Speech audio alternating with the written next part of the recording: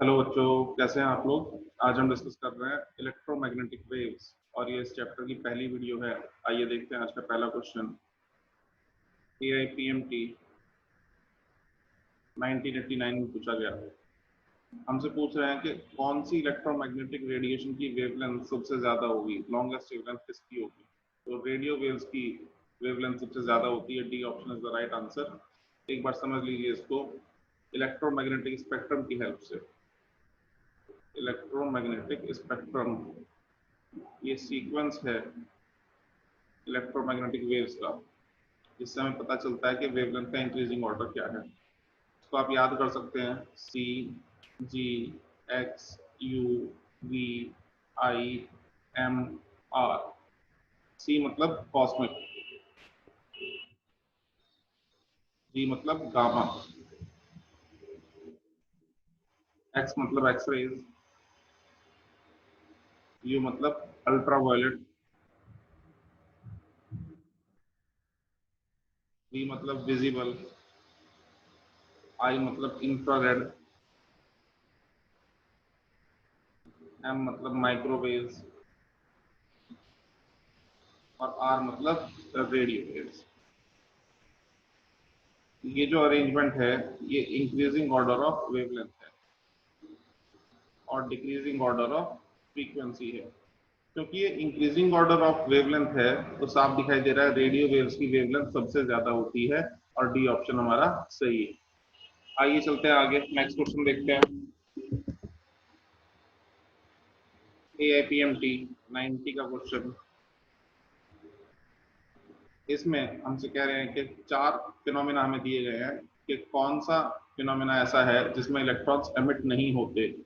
तो thermionic emission में electrons निकलते हैं, एक्सरे में इलेक्ट्रॉन्स नहीं निकलते, फोटो इलेक्ट्रिक एमिशन में इलेक्ट्रॉन्स निकलते हैं, सेकेंडरी एमिशन में भी इलेक्ट्रॉन्स निकलते हैं। थोड़ा समझ लेते हैं इसको। थर्मियोनिक एमिशन जब किसी मेटल प्लेट को हीट करते हैं तो उससे इलेक्ट्रॉन्स की काइनेटिक एनर्जी बढ़ जाती है और वो सरफेस से बाहर आ जाते हैं, तो इसमें इलेक्ट्रॉन निकलते हैं। फोटो इलेक्ट्रिक एमिशन में जब सूटेबल फ्रीक्वेंसी की लाइट स्ट्राइक कराई जाती है मेटल सरफेस पे, स्पेशली एल्कलाइन मेटल सरफेस पे, तो इलेक्ट्रॉन्स निकल जाते हैं, इसमें भी इलेक्ट्रॉन निकलते हैं। और डी ऑप्शन जो है सेकेंडरी एमिशन, इसमें हाई एनर्जी इलेक्ट्रॉन्स जब बॉम्बार्ड किए जाते हैं किसी मेटल सरफेस पे तो इसमें भी इलेक्ट्रॉन निकलते हैं।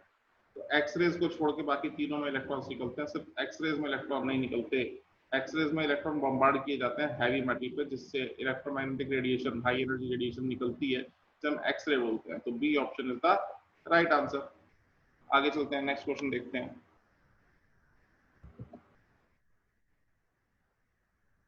फ्रीक्वेंसी बतानी है हमें इलेक्ट्रोमैग्नेटिक वेव की, जिससे कि हम किसी पार्टिकल के लिए स्टडी कर सकें, और किसी पार्टिकल को स्टडी करने के लिए रेडियस दिया गया उसका।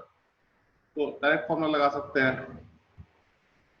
जो हमें फ्रीक्वेंसी चाहिए nu is equal to C by lambda. Lambda की जगह साइज ऑफ द पार्टिकल ले सकते हैं, 3 इंटू 10 की पावर 8 स्पीड ऑफ लाइट, और रेडियस 3 इंटू 10 की पावर -4 सेंटीमीटर। मीटर में कन्वर्ट करने के लिए 10 की पावर -2 कर सकते हैं, तो ये हो गया हमारा 10 की power 14 hertz. B option is the right answer. AIPMT 91 में पूछा गया क्वेश्चन। आगे चलते हैं, नेक्स्ट क्वेश्चन देखते हैं। सॉलिड्स का स्ट्रक्चर इन्वेस्टिगेट करने के लिए कौन सी रेडिएशन इस्तेमाल करते हैं। एक्सरेज को इस्तेमाल किया जाता है सॉलिड्स का स्ट्रक्चर इन्वेस्टिगेट करने के लिए। AIPMT 92 का क्वेश्चन। आगे चलते हैं, next question. A signal emitted by an antenna from a certain point can be received at another point। यानी कि ट्रांसमिशन में, है ना, कम्युनिकेशन में कौन सी वेव इस्तेमाल की जाती है। स्काई वेव और ग्राउंड वेव दोनों को कम्युनिकेशन पर्पज के लिए इस्तेमाल किया जाता है, तो आंसर होगा D, both A and B are correct. AIPMT 93 का क्वेश्चन। आगे चलते हैं, नेक्स्ट क्वेश्चन। सबसे छोटी वेवलेंथ किसकी होती है। तो अभी मैंने इलेक्ट्रोमैग्नेटिक स्पेक्ट्रम बनाया, फिर बता दूं, याद दिला दूं आपको।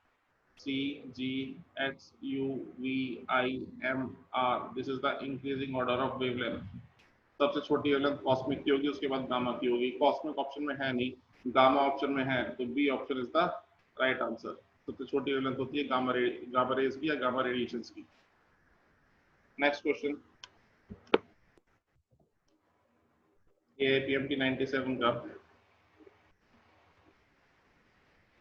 रिफ्रैक्टिव इंडेक्स पूछ रहे हैं परमिएबिलिटी और परमिटिविटी की टर्म्स में। तो बता दूं, स्पीड ऑफ लाइट जो होती है फ्री स्पेस में वैक्यूम में, वो होती है 1/एप्सिलॉन नॉट म्यू नॉट का अंडर रूट, और किसी मीडियम में हो जाती है 1/एप्सिलॉन म्यू का अंडर रूट अपॉन में। अब रिफ्रैक्टिव इंडेक्स होता है C/V, यानी कि 1/एप्सिलॉन नॉट म्यू नॉट का रूट 1/एप्सिलॉन म्यू का रूट। सॉल्व करें तो ये आता है epsilon mu over epsilon naught mu naught का root. D option is the right answer. आगे चलते हैं, नेक्स्ट क्वेश्चन देखते हैं भाई। वेवलेंथ पूछी है, फ्रीक्वेंसी दी गई है, तो याद रखिए स्टूडेंट्स, स्पीड जो होती है किसी भी वेव की वो प्रोडक्ट होती है फ्रीक्वेंसी और वेवलेंथ की। वेवलेंथ हमसे पूछ रहे हैं तो वेवलेंथ हो गया C/न्यू, C 3 × 10⁸ और न्यू हमें दिया हुआ है 100, तो ये हो गया हमारा 3 × 10⁶ metre. B option is the right answer. Next question, AIPMT 99 का क्वेश्चन, ओजोन लेयर किसको ब्लॉक करती है, कितनी वेवलेंथ की रेडिएशन को ब्लॉक करती है? तो बच्चा जानता है आज के टाइम पे तो कि ओजोन लेयर अल्ट्रावायलेट रेडिएशन को ब्लॉक करती है। ठीक है, ओजोन लेयर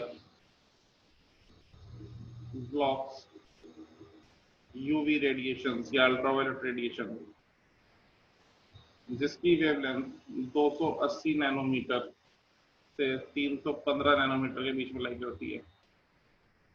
280 नैनोमीटर का मतलब 2.8 × 10⁻⁻7 मीटर, और ये 3.15 × 10⁻⁻7 मीटर। तो 3 से कम वालों को भी ब्लॉक कर रही है, 3 से ज्यादा वालों को भी ब्लॉक कर रही है। तो पहला ऑप्शन भी सही है, दूसरा भी सही है, तीसरा भी सही है। D option is the correct answer, all of these. आगे चलते हैं, नेक्स्ट क्वेश्चन। फ्रीक्वेंसी रेंज बतानी है हमें गामा, एक्सरे और अल्ट्रावायलेट की। तो फिर से इलेक्ट्रोमैग्नेटिक स्पेक्ट्रम की हेल्प लेके हम C, G, X, U, V, I, M, R, इसको याद कर लीजिए आप भी। This is the increasing order of wavelength and decreasing order of frequency. या फ्रीक्वेंसी की बात कर रहे हैं, ठीक है। तो फ्रीक्वेंसी सबसे ज्यादा किसकी है, गामा, एक्सरे और अल्ट्रावायलेट की बात कर रहे हैं। एक तो गामा, एक्सरे और अल्ट्रावायलेट। तो फ्रीक्वेंसी ऑर्डर सबसे ज्यादा जो है वो हम देख सकते हैं कि गामा के लिए है। तो गामा की फ्रीक्वेंसी सबसे ज्यादा है, और गामा को ये बोल रहे हैं बी, एक्सरे को बोल रहे हैं ए, और अल्ट्रावायलेट को बोल रहे हैं सी। तो सबसे ज्यादा फ्रीक्वेंसी गामा की, मतलब बी की, उसके बाद एक्सरे यानी कि ए, और लास्ट में अल्ट्रावायलेट। तो B A C is the sequence, और A option is the right answer. AIPMT 2000 में पूछा गया क्वेश्चन। आगे चलते हैं, नेक्स्ट क्वेश्चन। बायोलॉजिकल इंपॉर्टेंस क्या है ओजोन लेयर का? तो अभी मैंने बताया ओजोन लेयर अल्ट्रावायलेट रेडिएशन को रोकने में हेल्प करती है। तो ए option is the right answer, AIPMT 2001 का क्वेश्चन। आगे चलते हैं, next. Green house effect, green house effect infrared radiations की वजह से होता है, तो पहला ऑप्शन सही है, AIPMT 2002 का क्वेश्चन। आगे चलते हैं, next question. velocity of electromagnetic waves is parallel to AIPMT 2002 का क्वेश्चन याद कर सकते हैं, E क्रॉस B, है ना। मैग्नेटिज्म में इसका कॉन्सेप्ट दिया गया है, E क्रॉस B, याद कर लीजिए। आगे चलते हैं, नेक्स्ट क्वेश्चन। इनमें से कौन सी इलेक्ट्रोमैग्नेटिक रेडिएशन नहीं है? तो मैंने बताया electromagnetic radiation cosmic, gamma, X ray, ultraviolet, visible, infrared, microwave, ये सब इलेक्ट्रोमैग्नेटिक है। इनमें सिर्फ बीटा रेडिएशन ऐसी है जो इलेक्ट्रोमैग्नेटिक रेडिएशन नहीं है, तो C is the right answer. AIPMT 2003 में पूछा गया क्वेश्चन। आगे चलते हैं, नेक्स्ट क्वेश्चन। ये भी AIPMT 2003 का क्वेश्चन है। कौन सा स्टेटमेंट ट्रू है?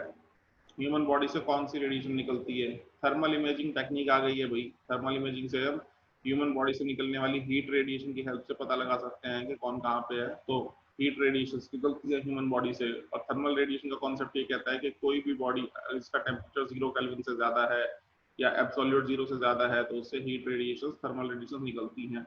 ह्यूमन बॉडी से भी थर्मल रेडिएशन निकलती हैं। थर्मल रेडिएशन को ही हम इंफ्रारेड रेडिएशन भी कहते हैं। तो कह सकते हैं रेडिएशन जो ह्यूमन बॉडी से निकलती है वो लाई करती है इंफ्रारेड रीजन में। तो पहला ऑप्शन सही है, ए option is the right answer. आगे चलते हैं, नेक्स्ट क्वेश्चन देखते हैं भाई। एक AIPMT 2005 का क्वेश्चन, इसमें मैं वॉयलेट, एक्सरे और माइक्रोवेव की बात कर रहे हैं। वॉयलेट की विजिबल लाइट, एक्सरे और माइक्रोवेव की बात कर रहे हैं, ठीक है। तो इसमें सीक्वेंस बताना वेवलेंथ का। फिर से इलेक्ट्रोमैग्नेटिक स्पेक्ट्रम की हेल्प लेके हम क्वेश्चन कर सकते हैं। तो स्टूडेंट आपने देखा इलेक्ट्रोमैग्नेटिक स्पेक्ट्रम तो इस चैप्टर में बहुत ही ज्यादा इंपॉर्टेंट है। सीक्वेंस आपको याद होना ही चाहिए, CGXUVIMR, सिंपल सा है, ठीक है। हमसे बात कर रहे हैं विजिबल की, मतलब ये वाली, और बात कर रहे हैं एक्सरे और साथ में माइक्रोवेव। इसका वेव ऑर्डर बताना है, सीक्वेंस। ये हो गया लैम्डा एक्स, ये हो गया लैम्डा वी और ये हो गया लैम्डा एम। तो वेवलेंथ की बात कर रहे हैं, सबसे ज्यादा वेवलेंथ की इंक्रीजिंग ऑर्डर ऑफ वेवलेंथ है, सबसे ज्यादा वेवलेंथ हो गई माइक्रोवेव की। अच्छा, सबसे ज्यादा हो गई माइक्रोवेव, उसके बाद विजिबल और सबसे लास्ट में एक्सरे। तो ये सीक्वेंस MVX, ये B option is the right answer. आगे चलते हैं, next question. Electric and magnetic field of an electromagnetic waves are. दो बार रिपीट हुआ ये क्वेश्चन, AIPMT 2007 में और AIPMT 94 में। तो इसमें कह रहे हैं इलेक्ट्रिक फील्ड और मैग्नेटिक फील्ड, जब कोई इलेक्ट्रोमैग्नेटिक रेडिएशन प्रोड्यूस होती है तो उसमें इलेक्ट्रिक फील्ड भी होता है, मैग्नेटिक फील्ड भी होता है, और दोनों म्यूचुअली परपेंडिकुलर होते हैं। साथ में ये परपेंडिकुलर होते हैं डायरेक्शन ऑफ प्रोपेगेशन के, मतलब जिस डायरेक्शन में वेव ट्रेवल कर रही है उसके परपेंडिकुलर होते हैं। लेकिन इलेक्ट्रिक फील्ड और मैग्नेटिक फील्ड सेम फेज में होते हैं, याद रखिएगा स्टूडेंट्स। तो ऑप्शन सी जो है वो हमारा सही आंसर है कि इलेक्ट्रिक फील्ड वेक्टर और मैग्नेटिक फील्ड वेक्टर एक तो फेज में रहेंगे और दूसरा एक दूसरे के परपेंडिकुलर रहेंगे। C option is the right answer. I hope आपको समझ में आया होगा, है ना। अगर समझ में आया है, कोई बेनिफिट होता है तो प्लीज वीडियो को लाइक कर दीजिए और चैनल को सब्सक्राइब कर लीजिए। इस चैप्टर को हम दो वीडियो में डिस्कस करने वाले हैं, एक ये आज की वीडियो फर्स्ट वीडियो, एक और वीडियो मैं इसको बनाने वाला हूँ जिसमें मैं इस चैप्टर को कंप्लीट करूंगा, है ना। आज के लिए इतना काफी है ना। Thank you very much.